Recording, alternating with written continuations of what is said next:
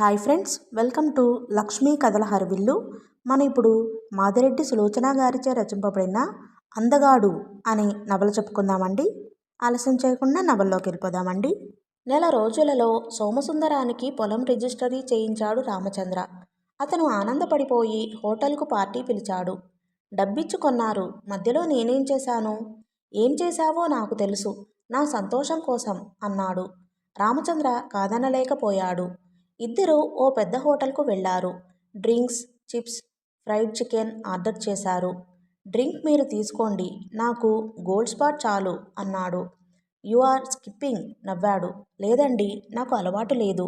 అలవాటు చేసుకోవాలన్నంత రుచిగా అనిపించలేదు అన్నాడు. లైఫ్ ఎంజాయ్ చేయటానికోయ్ అన్నాడు పేరన్ను పిలిచి గోల్డ్ స్పాట్ తెమ్మని చెబుతూ. ఎంజాయ్మెంట్ ఒక్కొక్కరిది ఒక్కొక్క రకంగా ఉంటుంది. మా బావకు ఇతరులను మోసగించటంలో ఉంటుంది. మీకు త్రాగితే అమ్మాయిలను ఆకర్షిస్తే బావుంటుంది అన్నాడు నవ్వుతూ. మరి మీకు? నా వల్ల ఒకరికి లాభం కలిగితే ఉంటుంది. మనం రకరకాల మనస్తత్వాలు కలిగి ఉంటాం అన్నాడు. ఇద్దరూ అరగంట కూర్చున్నారు. ఒక్కొక్క పెగ్గు పడుతుంటే సోమసుందరం ఒక్కొక్క విషయం చెబుతున్నాడు. తను ఎందరినీ బోల్తా కొట్టింది, డబ్బు సంపాదించింది చెప్పాడు. గురు, ఒకే ఒక చోట బోల్తా పడ్డాను అని నవ్వాడు. కొందరు గంభీరంగా ఉంటేనే చూస్తాం, కానీ నవ్వితే భరించలేం అనుకున్నాడు రామచంద్ర. ఎక్కడా? రమాపతి గారి దగ్గరేనా? అవునోయ్, అదంతా ఓ కథ. నా భార్య ఉండేదిలే దెయ్యం. పీడించి పీడించి చంపింది. అప్పుడు అమ్మాయిల వెంట చాటుమాటుగా తిరిగేవాడిని. అదో థ్రిల్. అప్పుడే ఓ అమ్మాయిని పరిచయం చేసే భార్యన్నాడు. ఆమెను కౌగిట్లో తీసుకున్నాక ఫోటో తీసి అమ్మాయిని అనుభవించకుండానే నానా గొడవ చేసి నా కారు వాడుకున్నాడు రాస్కెల్ అన్నాడు మరో పెగ్గు పోస్తూ. ఆ అమ్మాయి అందంగా ఉంటుందా? అందమా? అబ్బా, జాంపండు అనుకో. నువ్వు చూసే ఉంటావు, సినిమా తారోయ్. అది వాడు కలిసి ఆడిన నాటకం అని చాలా రోజులకు తెలిసింది అన్నాడు కసి అంతా జీడిపప్పుపై చూపుతూ. రామచంద్రకు అర్థమైంది, శోభతో నాటకం ఆడాడని.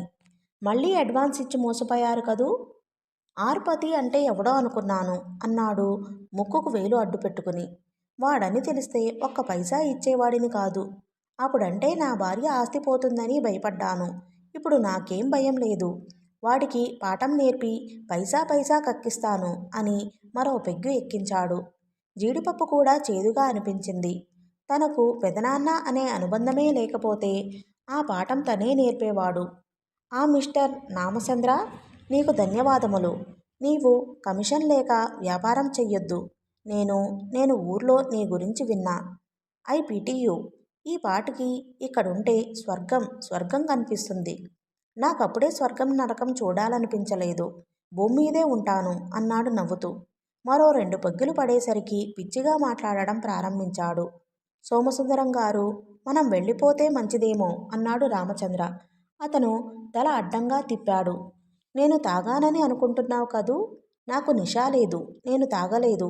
తాగినా నిషా రాదు. కారు 100 మైళ్ళ స్పీడుతో నడుపుతాను అంటున్నాడు. సరే, నాకు వేరే పని ఉంది, వస్తాను అను లేచాడు. అతని పక్కన కూర్చుని మాట్లాడడం పరువు తక్కువ అనుకున్నాడు. టైం చూసుకున్నాడు. బయలుదేరితే ఆఖరు బస్సు అందుతుంది. సోమసుందరం పిలుస్తున్నా వచ్చి గబగబా ఆటోలో ఎక్కి బస్టాండుకు పోనిమ్మన్నాడు. అతను ఆటో దిగుతుండగా బస్ కదిలింది. బస్సులో ఉన్న ఊరి కుర్రాళ్ళు రామచంద్రను చూసి బస్ ఆపించారు. అతను బస్ ఎక్కాడు. చెప్పలేనంత ఆకలిగా ఉంది. నాగరికత అంటే ఇదే కాబోలు. డబ్బు ఖర్చు పెట్టి ఖాళీ కడుపుతో బయటికి రావడం. చిత్రమైన అలవాట్లు. రాములన్న, బస్టాండు నుంచి ఊర్లోకి రోడ్డు వేయించమని ఓ దరఖాస్తు పెడితే ఎలా ఉంటుందంటావు అన్నాడో కుర్రాడు.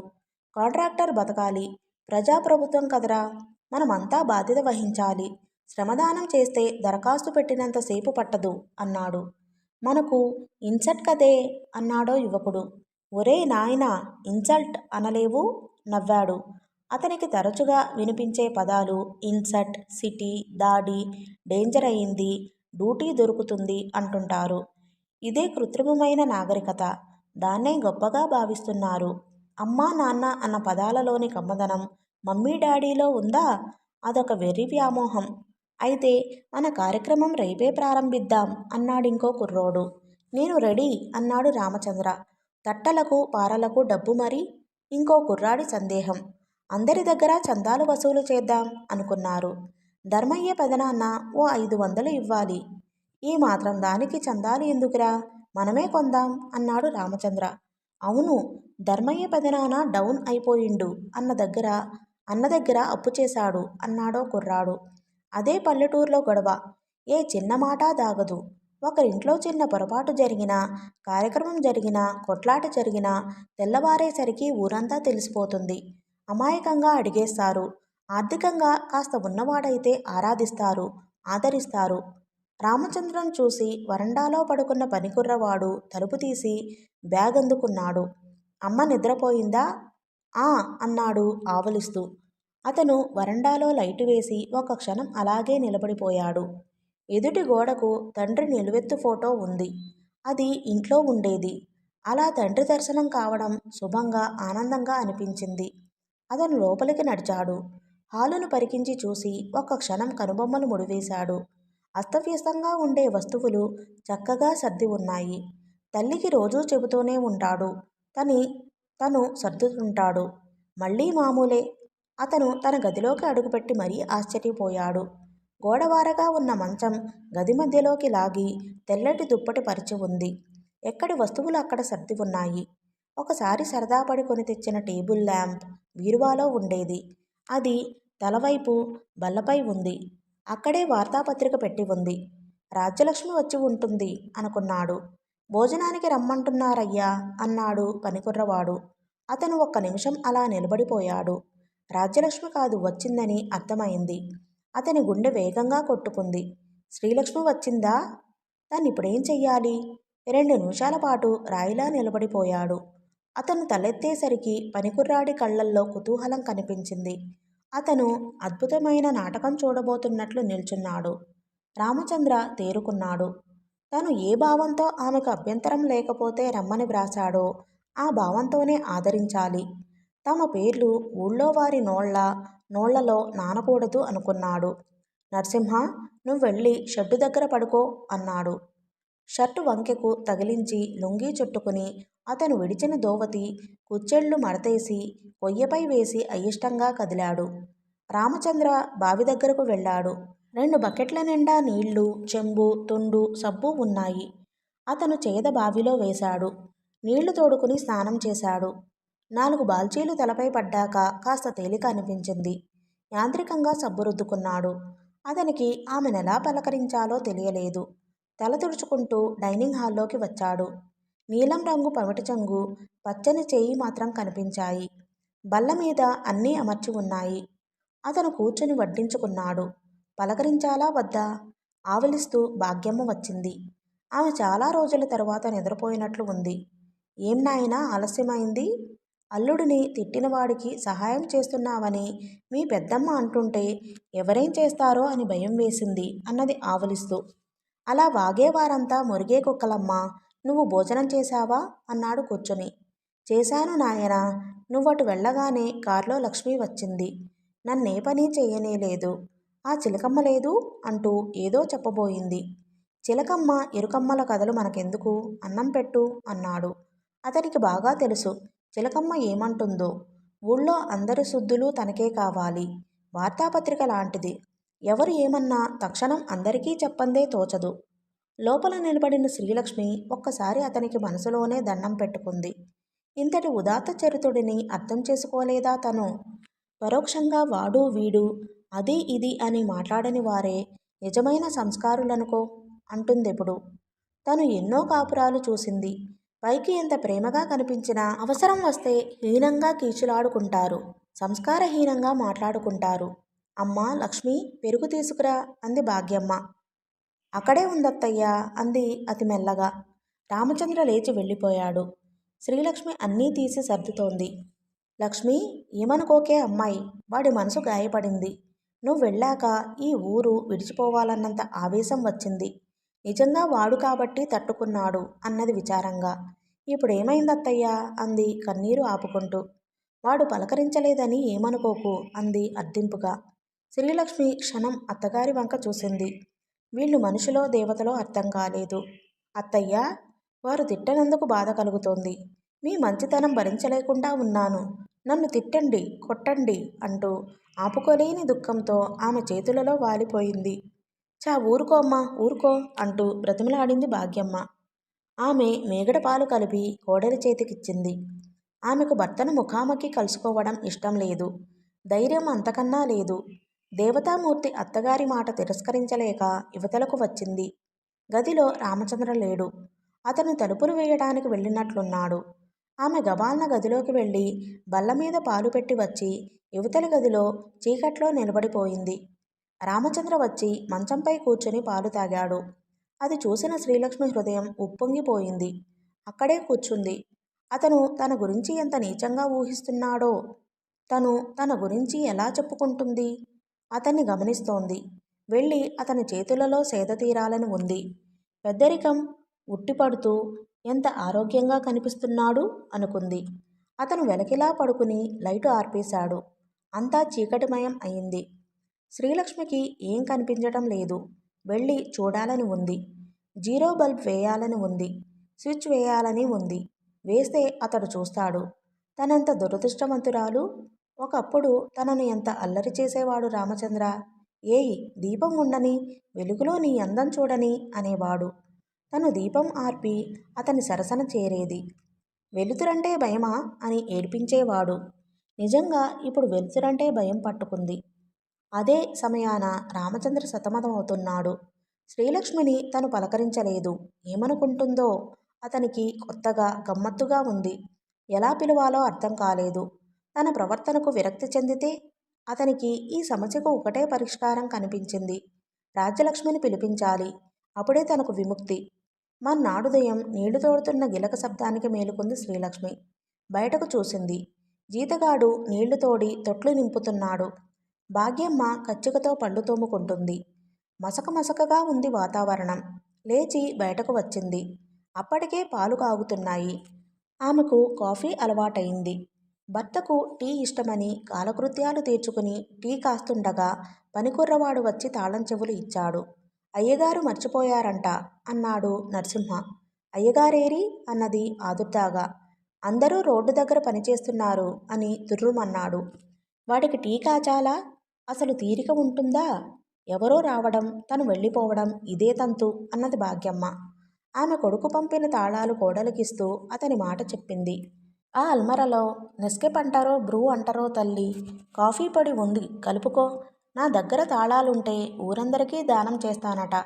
పెద్దవాళ్ళెవరన్నా వస్తే టీతో పాటు బిస్కెట్లు ఇస్తారంట. నాకేం తెలుసు?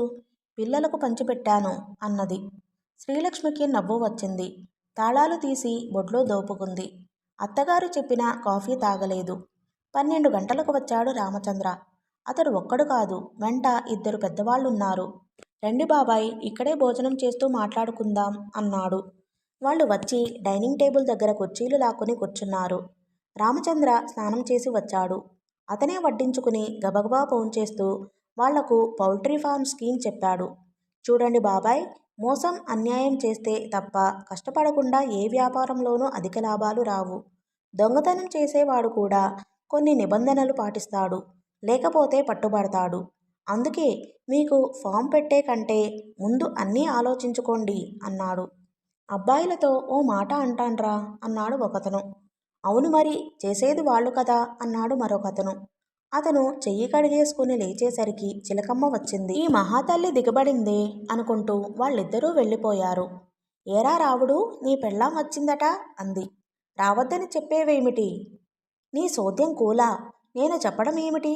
ఊరంతా ఏమనుకున్నారో మర్చిపోయావా అన్నది. ఊరి సంగతేమో గాని నీ సంగతి మర్చిపోలేదు. నా భార్య నా దగ్గరకు రాక ఎక్కడికి వెళ్తుంది? చదువుకుంటానని హాస్టల్లో ఉందిన్నాళ్ళు అన్నాడు. చిలకమ్మ ఆశ్చర్యపోయింది. చదివిందేమో కొలువు చేయిస్తావా అనుకుంటున్నాను. పని లేకపోతే ఇల్లిల్లు తిరిగి ఆ ఇంటి సంగతులు ఈ ఇంటికి, ఈ ఇంటి సంగతులు ఆ ఇంటికి చేరవేస్తారు మీ ఆడవారు అన్నాడు తల తుడుచుకుని దువ్వుకుంటూ. ఈ డొంక తిరుగుడంతా ఎందుకురా? నన్ను అనదల్చిన మాట అనరాదు. బుద్ధి తక్కువై అడిగానమ్మా అంది చిలకమ్మ. నీ మాట నిజమే, ఏదైనా పని చూసుకో అన్నాడు. చిలకమ్మ ముఖం చిట్లించి వెళ్ళిపోయింది. ఏమిటి బావా? పాలబ్బాయి ఇచ్చిన ఉత్తరం చూసుకుని హడలిపోయాను అన్నది సూట్ కేస్ కింద పెట్టి. ఏం లేదు, నీకోసం ఎవరో వచ్చారు చూడు అన్నాడు అల్లరిగా. మళ్ళీ పెళ్లి సంబంధమా బావా? నేను ఎప్పుడో చెప్పాను నా పెళ్ళి నీ పెళ్ళి ఒకేసారి కావాలని. ఆ దురదృష్టవంతురాలి కొరకు నీ జీవితం పాడుగావడం నేను సహించలేను అన్నది రోషంగా. రాజీ అరిచాడు. సారీ బావా, అధిక ప్రసంగం చేశానా? కాదు రాజీ, శ్రీలక్ష్మి వచ్చింది. వడలిన తీగకు నీరు పోసి చిగురింప చేయటమే విద్యకు అర్థం అని వెళ్ళిపోయాడు. రాజ్యలక్ష్మి ఒక్క నిమిషం అర్థం కానట్లు చూసింది. మరో నిమిషమే అతను నిలబడిన మెట్టు వద్ద తలవాల్చింది. బావా, నేను తొందరపడ్డాను. నీలాంటి భర్తను పొందిన అక్క దురదృష్టవంతురాలు కాదు, అదృష్టవంతురాలు, నిజమైన అదృష్టవంతురాలు అనుకున్నది కళ్ళు ఒత్తుకుంటూ. రాజీ, శ్రీలక్ష్మి వచ్చి పిలిచింది. అక్కా! మాటలు రానట్టు ఒకరిని ఒకరు చూసుకుంటూ నిలబడిపోయారు. ఇద్దరి కళ్ళల్లో నీళ్లు తిరుగుతున్నాయి. ఏవండి, రామ్సింగ్ ఫోన్ చేశాడు. కళావతి వచ్చి చెప్పింది. లేనని చెప్పు అన్నాడు. అతనికి చాలా విసుగ్గా ఉంది. జాక్పాట్ కొడతానని రేసులకు పోతే ఫ్లాట్లకు తీసుకున్న అడ్వాన్సులు ఖర్చయ్యాయి. అటు అడ్వాన్స్ ఇచ్చిన వారు ఇటు జహంగీర్ తెగ తిరుగుతున్నారు. తను ఏం చేయగలడు? రాగానే మిమ్మల్నే ఫోన్ చేయమన్నాడు అన్నది కళావతి. సరే, నేను రేపు మినిస్టర్ గారితో ఢిల్లీ వెళ్తున్నాను. ఎక్కడన్నా డబ్బు పుట్టించి 2 జతల పంచెలు లాల్చీలు తెచ్చిపెట్టు అన్నాడు. నాకెవరు డబ్బిస్తారండి? ఆ చిన్నమ్మ ప్రొద్దుట వచ్చి వీధి అంతా ఒకటి చేసి వెళ్ళింది అంది దిగులుగా. 100 రూపాయలు అప్పు పుట్టించలేని ఆడదేం ఆడది అన్నాడు కోపంగా. మీరు ఎన్నైనా అనండి, అయినా ఢిల్లీ ఎందుకు? పిచ్చిముండా, ఎందుకు ఎక్కడ ఎప్పుడు అంటూ అడిగావు కాబట్టి మన అదృష్టం కొండెక్కింది, వెళ్ళి చూడు అన్నాడు. కళావతి వచ్చి దిగులుగా కూర్చుంది. మమ్మీ, మనం బడాయికోరులమా? ఎవరన్నారురా? ఆమెకు కోపం తెచ్చుకునే ఓపిక కూడా లేదు. మా టీచర్ వాళ్ళమ్మ అంది. ఫీజు ఇవ్వందే బడికి రావద్దంది. కళావతికి మతిపోయింది. పక్కనే ఉన్న చిన్న కిండర్ గార్డెన్ స్కూల్లో చేర్పించింది. ఆవిడకు కాలేజీలో చదివే పిల్లలున్నారు. వాళ్ల ఫీజులు గడవక భర్త ఏదైనా ఉద్యోగంలో పెడతానంటే వద్దని ఫీజుల కోసం 10 మంది పిల్లలను చేరదీసి ట్యూషన్లాగా చెబుతుంది. కొందరు తల్లులు బలవంతం చేసి కిండర్ గార్డెన్ పెట్టించారు. అక్కడి పిల్లలే దాదాపు 15 మంది వస్తారు. తలా 10 రూపాయలు ఇస్తారు. ఇది చూసి ఇంటివారు అద్దె పెంచారు. అది పోనూ మిగిలేది బొటాబొటీగా పిల్లల ఫీజులకు, బస్ ఛార్జీలకు సరిపోతుంది. పైగా తల్లి వచ్చింది, కొడుకులతో ఆమెకు పడటం లేదు. ఆ సంగతులన్నీ కళావతికి చెప్పింది. కళావతి ఒక్కొక్క రూపాయికి కటకటలాడిపోతుంది. పెరిగిన ఇంటి అద్దె, తరిగిన ఆర్జన, ఆమెకు భర్త ఢిల్లీ ప్రయాణం, కొడుకు బడి రెండూ గుర్తుకు వచ్చాయి. వెంటనే ఏదైతే అయిందని దేవుడి ముందు గల్లాపెట్టి తీసింది. 500 రూపాయలు ఉన్నాయి. అప్పటికి గండం గడిచిందని సంబరపడింది. ఫీజు ఇచ్చి ఆ టీచర్ని 4 మాటలు అన్నది. ఏదో అవసరాలు అందరికీ ఉంటాయి, బడాయి లడాయిలంటూ పసిపిల్లలు అంటారా అని నిలదీసి వచ్చింది. భర్త చెప్పిన 2 జతల బట్టలు తీసుకుని వచ్చింది. ఈ లోపల జహంగీర్, అతని కొడుకు ఇంటి ముందు కూర్చున్నారు. వాళ్ళ వాలకం చూస్తే యుద్ధానికి సిద్ధమై వచ్చినట్లున్నారు. ఆయన లేరు. వచ్చే వరకు కూసుంటాము, మాకేం పని లేదు అన్నాడు.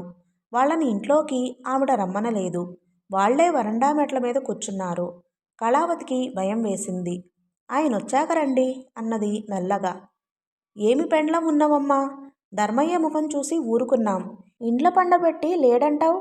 ఉండాకోర్, 1 కాదు 2 కాదు, 40,000 రూపాయలు మింగుతాడు. అతను కోపంగా మీసం దువ్వాడు. నీది తబ్బబ్బా జాన్. అరే, బెయిమాన్ గాడని ఎవరికి తెలుసురా? ఆ సూటు బూటు, ఆ ఏసం చూసి మోసంలా పడ్డా. మంత్రిగారింటికి తీసుకుపోయిండు. మంచోడు అనుకున్నా. ఇప్పుడు మన పానాలు పోతాయి. ఒక ఫ్లాటుకు 4 భయాన తీసుకుండు బాంచత్ అన్నాడు. వాళ్ళ వాలకం చూసి తలుపు వేసుకుంది. భర్త బట్టలు చూసి సంబరపడిపోయాడు. గుడ్, చాలా బాగున్నాయి. పెట్టె సర్దు. ఏమెలా వణికిపోతున్నావు అన్నాడు భార్యను చూసి. ఏమండి, జహంగీర్ వాడి కొడుకు ఇంటి ముందు కూర్చున్నారు. నాకు భయంగా ఉంది అన్నది. అతను 1 నిమిషం ఆలోచించాడు. వెంటనే ఎక్కడికో ఫోన్ చేశాడు. రోజుకు 20 రూపాయలవుతుందా? అయినా పర్వాలేదు, పంపమని చెప్పండి అని ఫోన్ పెట్టేశాడు. ఇప్పుడు మన ఇంటికి ఒకరు వస్తారు. ఆయన ప్రైవేటుగా కొందరు పహిన్వార్లను తయారు చేశాడు. ఒకతన్ని ఇక్కడ పెడతాను, ఒకతన్ని అక్కడ పెడతాను. అతనికి ఉదయం 2 గుడ్లు పరాఠాలు ఇవ్వు. మధ్యాహ్నం పులావ్ మాంసం పెట్టు అని ఆదేశాలు ఇచ్చాడు. నా దగ్గర 300 రూపాయలున్నాయి. అతనికి ఇవన్నీ వండి పెట్టి రోజుకు 20 రూపాయలు ఎలా ఇవ్వను? చేత్తో ఇవ్వు. భర్త బయటికి వెళ్తుంటే ఇల్లు గడపలేని ఆడదానివి నువ్వేం ఆడదానివి అన్నాడు కోపంగా. చేతకాని ఆడదాన్ని అంది కోపంగా. ఆమెకు ఇంటివారు ఎప్పుడు వచ్చి పిలుస్తారో అద్దెకు అని భయంగా ఉంది. అది నువ్వు ప్రత్యేకంగా చెప్పాలా అన్నాడు అంతకన్నా కోపంగా. అతను తయారయ్యి పెరటి తలుపులో నుండి తొంగి చూశాడు. శకునం తగలడు. నేను ఎదురు వస్తే శకునం తగలడినట్లే ఉందిగా. ఏ పని శుభంగా జరుగుతుందని వెళ్ళండి అన్నది కోపంగా. అతను అక్కడున్న రిక్షాలో సామాన్లు పెట్టుకుని వెళ్ళిపోయాడు. ఆమె అలాగే నిలబడిపోయింది. చాలాసేపటికి కాలింగ్ బెల్ వినిపించింది. కళావతి వచ్చి తలుపు తీసింది. ఆ ఆకారాన్ని చూసి జడుచుకుంది. ఎవరు? నోట్లోని మాట రాలేదు. పత్తి సాబ్ పిలిచిండు. ఆయన ఢిల్లీ వెళ్ళారు అన్నది ధైర్యం చేసి. అతను లోపల నుండి కుర్చీ తీసుకువెళ్ళి వేసుకుని కూర్చున్నాడు. ఓ అమ్మా, ఈ రోజంటే ఇతన్ని కాపలా పెట్టుకున్నావు. రేపు ఎవరు కాపాడుతారో చూస్తాం అంటూ జహంగీర్ వెళ్ళిపోయాడు. పహిల్వాన్కి సమయానికి అన్నీ అందించేసరికి తలప్రాణం తోకకు వస్తుంది. అతను సిగరెట్టు కొనుక్కోవడానికి వెళ్ళాడు. అప్పుడే టెలిఫోన్ వాళ్ళు కరెంటు వాళ్ళు వచ్చి కనెక్షన్ పీకేసి వెళ్ళిపోయారు. ఆమె ఏమి చేయలేక చూసింది. ఈ పరిస్థితి చాలాసార్లు వచ్చింది. కానీ అబద్ధాలు ఆడి వాళ్ళ కాళ్ళు వీళ్ళ కాళ్ళు పట్టుకుని అవసరం గడిపింది. ఇప్పుడు తన నిజం చెప్పినా ఎవరూ నమ్మరు. అందరూ తప్పుకుపోతున్నారు. తండ్రి కూడా తన మాటలు నమ్మటం లేదు. తెలివిగా సంపాదించమంటాడు భర్త. ఎలా సంపాదించాలో అర్థం కాదు. తను బదుళ్ళు అడుగుతుంటే ఒక్కొక్కరూ తన కేసి చూసే చూపు తలుచుకుంటే ఏడవాలనిపిస్తుంది. కళావతికి వంట కూడా చేయాలనిపించలేదు. చద్దన్నం ఉంటే కొడుక్కి పెట్టి అలాగే కూర్చుండిపోయింది. ఏమో, ఉన్నావా లేవా? కారాగిళ్ళి నములుతూ వచ్చింది చిన్నమ్మ. కళావతి పై ప్రాణం పైనే ఎగిరిపోయింది. రా చిన్నమ్మ, చిక్కిపోయావేం? ఒంట్లో బాగుండలేదా అన్నది ముఖానికి నవ్వు పులుముకుని. ఇదిగో కళావతమ్మ, ఈ నాటకాలు నా దగ్గర సాగవు. నగదు కావాలిప్పుడు. మీ నాన్న పంటతో నీ చీటీతో అనవసరం అన్నది కోపంగా. ఇన్నాళ్ళు ఆగావు, ఇంకా కొన్ని రోజులు ఓపిక పట్టు, వడ్డీతో ఇస్తాను అంది అర్థింపుగా చూస్తూ. చెట్టుకు డబ్బు పిందెలు పడ్డాయా, లేక మీ ఆయన దొంగతనానికి వెళ్ళాడా? ఇదిగో చూడమ్మా, ఈ మగణ్ణి నమ్ముకుంటే నాశనం తప్పదు కానీ వెళ్ళి మీ ఇంట్లో ఉండి వచ్చిన దాంతో పిల్లాన్ని చదివించుకో. నేనే రేడియో పట్టుకుపోతాను అన్నది. మర్యాదగా చెబితే నీకాదు చిన్నమ్మ, ఆ రేడియో అక్కడ పెట్టు, లేకపోతే సున్నంలోకి ఎముకలు మిగలవు అన్నది. పిల్లిలాంటి కళావతమ్మ పులిలా మాట్లాడుతోంది. ఏమిటబ్బా అని చూసింది చిన్నమ్మ. ఎదురుగా గుమ్మంలో పహిల్వాన్ నిలబడ్డాడు. ఓహో, నేను ఒక్కర్తినే కాదన్నమాట. చిన్నమ్మ క్షణం ఆలోచించింది. ఏమిటయ్యా? రేడియో పాడైపోయిందట, బాగు చేయించలేవు? ఇంటి ముందు కాపలా కూర్చుంటే చాలా అన్నది కోపంగా. చిన్నమ్మ, కళావతి ఏదో చెప్పబోయింది. నువ్వుండవే పిల్ల, మా అక్క కూతురు బాబు, బాగు చేయించుకు వస్తావా? రేడియో చూపింది. నా పని ఇక్కడుండి ఎవరూ అఘాయిత్యం చేయకుండా చూడటమే. విసురుగా అని అతను బయట కూర్చున్నాడు. చిన్నమ్మ తలుపులు వేసింది. బాగుంది నాటకం, కొరకరా చూసింది చిన్నమ్మ. కళావతికి చిన్నమ్మ పళ్ళమ్మాయితో పోట్లాడిన విషయం గుర్తుకు వచ్చింది. దాన్ని వంగతీసి గుద్దిన గుద్దులు గుర్తుకు వచ్చాయి. అందుకే డ్రాయర్ సొరుగులాగి రేడియో లైసెన్స్ కూడా తీసి ఇచ్చింది. నన్నేమనకే చిన్నమ్మ అన్నది దండం పెడుతూ. పాపం, 1,00,000 రూపాయల కట్నం తెచ్చిన దొరసాని వెటకారం చేసి వెళ్ళిపోయింది. కళావతికి మంటగా ఉంది. ఏం చెయ్యాలో తోచడం లేదు. ఆలోచించి ఓ నిర్ణయానికి వచ్చింది. మొన్నాడు తిన్నగా చిన్నమ్మ పనిచేసే ఇంటికి వెళ్ళింది. ఇంటావిడ చిన్నమ్మను పిలిపించబోయింది. వద్దు వద్దు, మీతో పని ఉండే వచ్చాను అన్నది కంగారుగా అటూ ఇటూ చూస్తూ. ఆ సమయంలో చిన్నమ్మ ఉండదని, కారాకెళ్ళికి పెడుతుందని తెలుసు. నాతో పన ఆశ్చర్యంగా చూసింది. చిన్నమ్మ మొత్త దొంగముండ, దాన్ని నమ్మొద్దు. మీరు పెద్ద మనసుతో పట్టించుకోరు. సామాన్లు కాజేసి అమ్ముతుంది. ఒకసారి నా దగ్గరకు తెస్తే నేను కోపగించుకున్నాను. ఇప్పుడు మా వీధిలో అందరికీ అమ్ముతుంది. ఓ కన్నేసి ఉంచండి అన్నది సలహా ఇస్తూ. నిజమా? నాకు అనుమానంగానే ఉంది. రాణి, దాని పని చెబుతాను. దానికేం తక్కువ చేశాను? విరుచుకుపడింది. నా పేరు బయట రానివ్వకండి ప్లీజ్. ఉండండి, కాఫీ పుచ్చుకుని వెళుదురు గాని అని ఆమె అన్న త్వరగా బ్యాగు పట్టుకుని వచ్చేసింది కళావతి. 4 రోజులు గడిచాయి. పహిల్వాన్కి ఇవ్వడానికి డబ్బు లేదు. అతన్ని పంపించి వేసింది. ఇంటాయన వచ్చి వార్నింగ్ ఇచ్చి వెళ్ళాడు.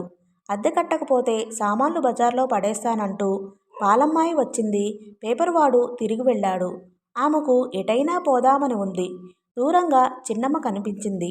కాళ్ళు గజగజలాడాయి. తలుపు వేసింది. శ్రీను, ఆ చిన్నమ్మ వచ్చి తలుపు తడితే మా అమ్మ లేదని చెప్పరా అన్నది కంగారుగా. చిన్నమ్మ నోటితో తను గెలవలేనని తెలుసు. ఉన్నావు కదా మమ్మీ. అబ్బా ఉన్నానురా. అది రాక్షసి. నువ్వు చెప్పు. మా బంగారం కదూ. నీకు చాక్లెట్లు కొనిపెడతాను అని లోపలి తలుపు చాటున నిలబడింది. ఓయమ్మా కళమ్మా అని తలుపు తట్టింది. తలుపు అందదు. ఇటు ఇటు అన్నాడు శ్రీను. ఆమె కిటికీ దగ్గరకు వచ్చింది. మా అమ్మ లేదని చెప్పమంది అన్నాడు గట్టిగా. మీ అమ్మ ఇంట్లో ఉండి లేదని చెప్పమందా అన్నది చిన్నమ్మ. అరే, నీకెలా తెలుసు? నువ్వు రాక్షసివట. నోరు తెరువు, కూరలున్నాయేమో చూస్తాను అన్నాడు శ్రీను. ఏమిటి? నేను రాక్షసినా? తనే రాక్షసి. నీతిమాలింది, గతిమాలింది. నా దగ్గర వస్తువులు కొట్టేసి నన్ను ఉద్యోగంలో నుంచి తీసేస్తుందా? దీనమ్మ కడుపు కాల. ఇలా తిట్ల ప్రవాహం సాగింది. ఎవరైనా రాసేవారుంటే తిట్ల ఎన్సైక్లోపీడియా అయ్యేది. కళావతి స్థానువులా నిలబడిపోయింది. నోరు నొప్పి పుట్టాక లేచి వెళ్ళిపోయింది చిన్నమ్మ. అమ్మా, ఆ రాక్షసి వెళ్ళిపోయిందే అన్నాడు శ్రీను కర్రతో గడియ తీసి. నీ నోట్లో దుమ్ము కొట్టుకుపోను. దాని ముందు అనమన్నానురా త్రాష్టుడా. కోపంగా శ్రీనును వంగదీసి 4 అంటించింది. ఆమెకు దుఃఖం ఆగడం లేదు. అమ్మా, కలెక్టర్ రమాపతి ఇల్లు ఇదేనా? ఒకతను పండ్లబుట్టతో వచ్చాడు. ఘనకార్యం చాలు, వెళ్ళు, కళ్ళు కడుక్కో. కొడుకును బెదిరించి వచ్చిన అతన్ని ఏమిటని అడిగింది. కలెక్టర్ గారిల్లేదేనా? అతను అడ్రస్ జాగ్రత్తగా చూసుకుంటూ అడిగాడు. ఇక్కడ కలెక్టర్, డాక్టర్ ఎవరూ లేరు, వెళ్ళు అన్నది తలుపు వేయడానికి ఉద్యుక్తురాలవుతూ. అతను కార్డిచ్చారమ్మా అని కార్డు అందించాడు. అది తీసుకుని కిటికీలో గిరాటు వేసింది. తలుపులు వేసుకుంది. 6 దాటుతుండగా రమాపతి వచ్చాడు. అతను భార్యాకొడుకును చూసి ముఖం చిట్లించాడు. ఏమిటా అవతారాలు? కాస్త శుభ్రంగా ఉండాలి అన్నాడు చిరుబురులాడుతూ. ఆమెకు చిర్రెత్తుకొచ్చింది. మీరు ఇల్లు కదలకుండా అన్నీ అమర్చి పెడితే అలాగే అలంకరించుకుని కూర్చునేవారం. పాడు జన్మ అన్నది ఏడుస్తూ. అంత తీవ్రంగా కళావతి ఏడుస్తుందని తెలియదు అతనికి. ఏదో జరిగిందని ఊహించాడు. ఏం జరిగింది కళా? ఈసారి అనునయింపుగా అడిగాడు. చిన్నమ్మ రావడం, పహిల్వాన్ ఉన్న బోల్తా కొట్టించి రేడియో పట్టుకుపోవడం అంతా చెప్పింది ఏడుస్తూ. ఇప్పుడే దాన్ని పోలీసులకు పట్టించి తాట వలిపిస్తానుండు అని ఫోన్ దగ్గరకు వెళ్ళి డయల్ చేశాడు. ఫోన్, లైట్ రెండూ లేవు. బిల్లు కట్టలేదని భర్త కళ్ళు చూసి మాట మింగింది. వాళ్ళు డిస్కనెక్ట్ చేస్తుంటే నువ్వేం చేశావు? బుద్ధి జ్ఞానం ఉన్నాయా? ఎక్కడో ఓ చోట తెచ్చి కట్టలేకపోయావా అన్నాడు. ఎక్కడ తెమ్మంటారో చెప్పండి అన్నది కోపంగా. ఆమె మాట పూర్తి కాకముందే చెంప పగిలిపోయింది. అతను లేచి వెళ్ళబోతూ కిటికీలో ఉన్న విజిటింగ్ కార్డ్ చూశాడు. ఈ కార్డు ఎక్కడిది? ఎవరో కలెక్టర్ గారున్నారా అని వచ్చాడు అన్నది సౌమ్యంగా. అంటే నువ్వేమన్నావు? ఆతృతగా అడిగాడు. ఇక్కడెవరూ లేరన్నాను అంతే. ఆమె చెంప చెల్లుమంది. ఆమెకు ఏం అర్థం కాకముందే 2 చెంపలు ఎర్రబడ్డాయి. ఆమెకు ఉక్రోషంగా ఉంది. మీరు ఎమ్మెల్యేగా, నిర్మాతగా, బిజినెస్ మ్యాన్గా అవతారమెత్తారని తెలుసు కానీ కలెక్టర్ది కొత్త అవతారం, అది తెలియదు అన్నది ఉక్రోషంగా. రమాపతి తెల్లబోయాడు. భార్య ఇంతకు తెగించి జవాబు ఇస్తుందని ఆశించలేదెప్పుడు. పిచ్చిముండా, తిమ్మిరిగా ఉందా ఏం? హూంకరించాడు. ఎందుకుండదు? ముప్పొద్దులా తిండి, సుఖానికి కొదవలేదు కదా. ఇంటికి వచ్చి తిట్టిపోయేవారు, అవసరమైతే కొట్టిపోతారు. అలాంటప్పుడు తిక్కగానూ తిమ్మిరిగానే ఉంటుంది అన్నది కోపంగా. ఏమిటి? మాటకు మాటకు అంటావుటే చంపేస్తాను అన్నాడు. ఆఖరి అస్త్రంగా ఆమె తిరస్కారంగా చూసింది. చంపేయండి, నాకేం భయం లేదు. ఒక్కసారి పీడా విరగడవుతుంది అన్నది నిర్లక్ష్యంగా. చాలా వరకు వచ్చిందే. రమాపతి బయటకు వచ్చాడు. అతను ఆటోరిక్షా దొరుకుతుందేమోనని అటూ ఇటూ చూశాడు. ఆయాసంగా ఉంది. అంతే. తలపై, కాళ్లపై పెళాపెళమని దెబ్బలు పడ్డాయి. అతను చేతులు అడ్డం పెట్టాడు. అమ్మో, చచ్చా, హెల్ప్ అని అరిచాడు. అంతే, మరో దెబ్బ పడింది. మనుషుల నవ్వు వికటంగా వినిపించింది. నిన్ను ఒక్కసారే చావనివ్వంరా, తీసుకుని చస్తావు అన్నాడు ఎవడో. ఆ మాటలు వింటూ స్పృహ తప్పిపోయాడు. ఓకే ఫ్రెండ్స్, ఈ పార్ట్ని ఇంతటితో ముగిస్తున్నానండి.